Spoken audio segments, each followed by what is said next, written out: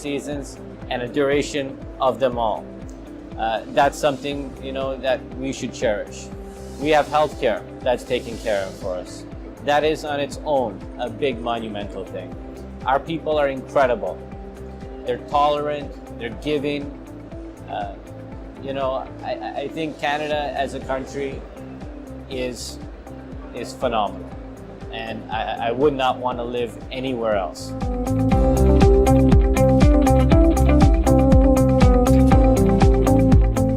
I think our landscape is changing a lot. It's no longer the day where a dentist can literally put up a shingle, a sign, open the door, patients are walking in the door.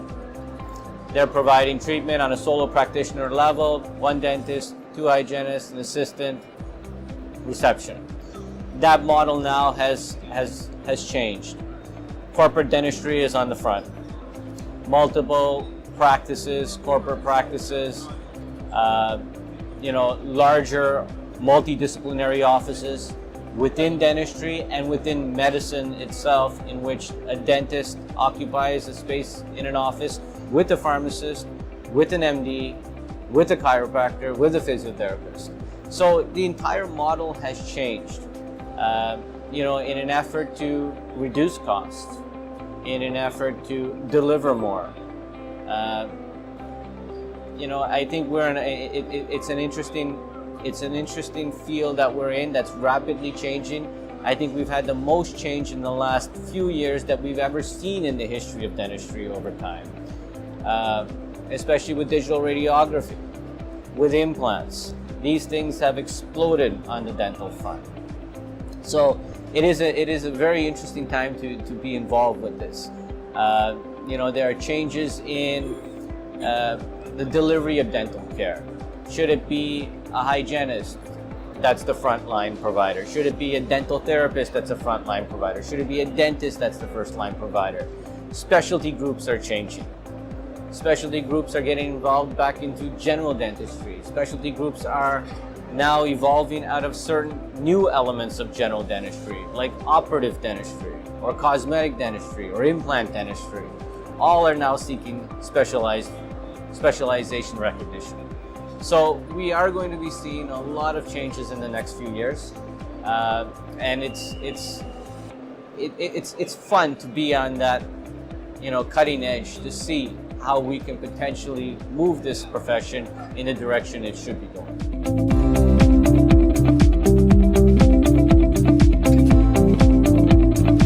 At the Royal College of Dental Surgeons, I serve on the Professional Liability Committee, PLP. Basically, these are it's a committee that handles complaints from patients who are seeking some type of compensation. The beauty is we have a phenomenal group of people on that council and committee with general dentists and specialists. Sadly, anytime we practice, there will be failures. And sometimes the failures are because of fault, and sometimes they're because of no fault. Failures are bound to happen. If you practice dentistry long enough, mistakes will be made. And so we have a program that basically allows patients recourse for compensation. So should something fail or should something need to be replaced, then there is a method for them to receive compensation to achieve that new treatment or be compensated for that failed treatment. It's a great program. It's there to protect the public. And it's good assurance for the dentist, because everybody has a bad day.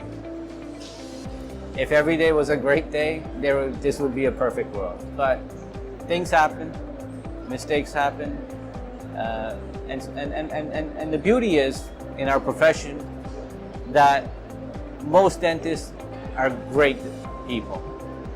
Sadly, they dig a deeper hole trying to make things right for the patient or trying to help the patient. And that's something to be very proud of. That there's very little malicious attempt to do harm or to hurt a patient.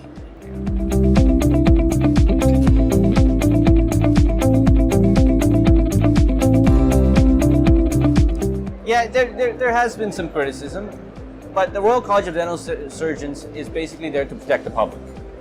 It regulates the profession. It ensures that only licensed dentists can practice. It ensures that dentists meet up with mandatory continuing education. There is a Royal College of Dental Surgeons, and then there's a professional liability program. Both are now separate entities. So one is there to protect the public, and the other one is there to assist the dentist. So by now having that clear separation, now you've eliminated those potential conflicts.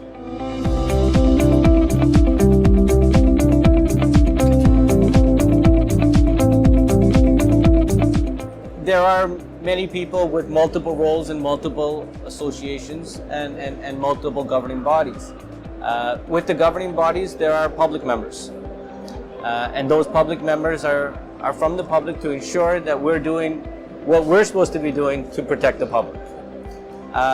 And those also carry forward to selecting fair people that will sit on other boards and councils that will also oversee the fairness to the public. Controlling the number of dentists, controlling what the benchmarks are for the level of education to practice in Canada. And these are all things that have multiple layers, and rightfully or wrongfully, there are overlaps between the NDEB, for instance, and provincial regulations. So you almost need that. And transparency, you hope, automatically generates from just doing the right thing.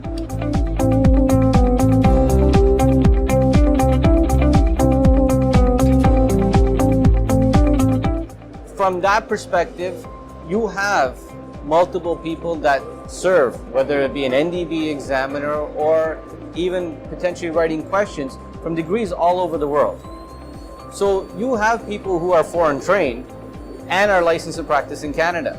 So you have people with that background. You also have, dentists that know what the benchmark should be and will insist on those benchmarks being met by foreign trained dentists.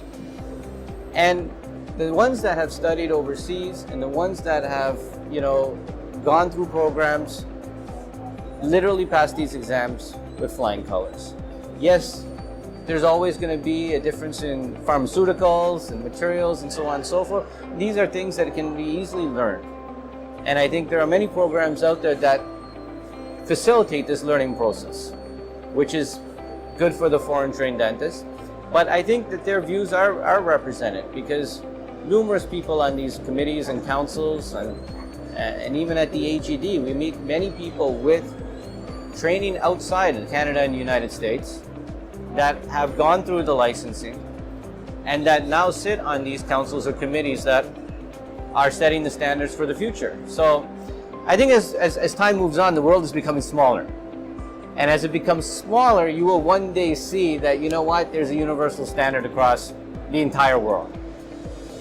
Whether you're in India, China, France, you're using the same textbooks.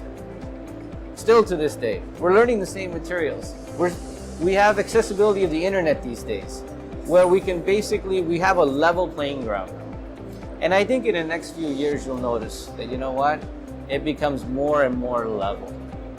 And hopefully one day there will just be one universal standard and body.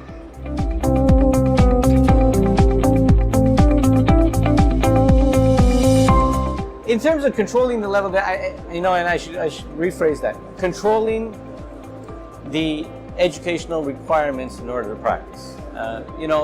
You have to have certain thresholds. You have to have a competent dentist being able to work. And that's, you need to control and ensure that the right people are practicing in the public size. And sadly, there's always going to be that percentage that don't meet that benchmark. And by virtue of that, yes, you will control the quality of dentistry.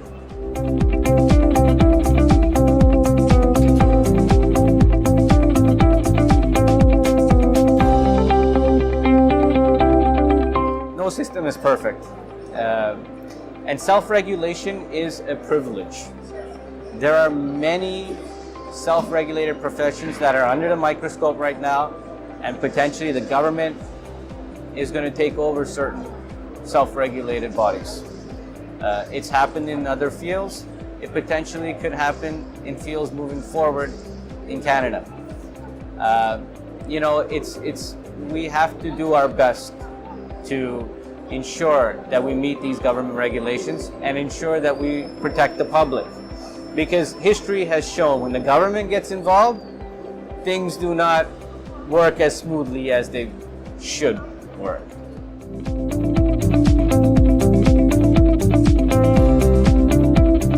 When you abuse anything, there's a check. And you have to be careful, right? You have to be careful in ensuring that you are taking your privilege and doing the right thing with it. Because it's not a right, it's a privilege, and it can be taken away at any given time. So these checks and balances are there. And if they're not met, we'll lose it.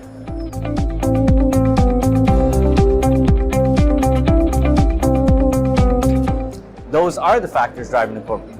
You know, it's a different generation now. The generation is one that basically, you know, they want to work from 9 to 5. They don't want to work till 9 o'clock.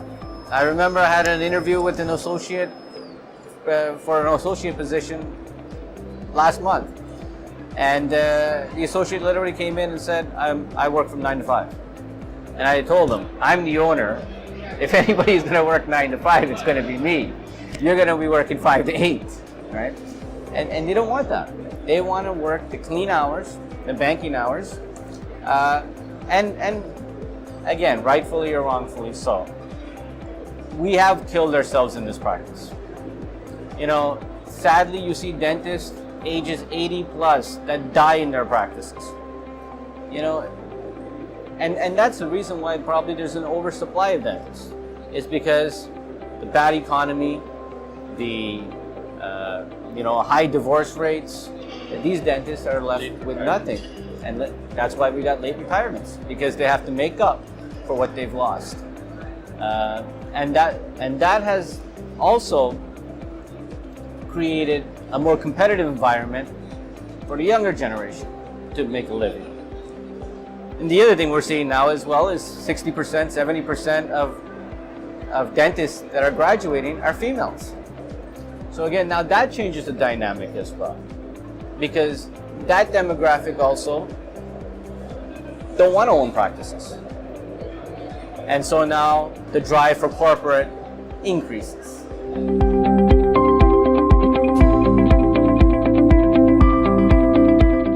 It's tough. It's very tough. You know, I bring my family on all of my trips. So that's one way I kind of spend more time with them. They're here in Buenos Aires with us. You know, I come to the convention in the evening time, we go out for social events. During the day, they may do their own things. I'll meet them for lunch, breakfast, so on and so forth. So I'll get to spend time with them. I also get to spend time with colleagues and friends. That kind of helps break the monotony up. And you also learn from each other.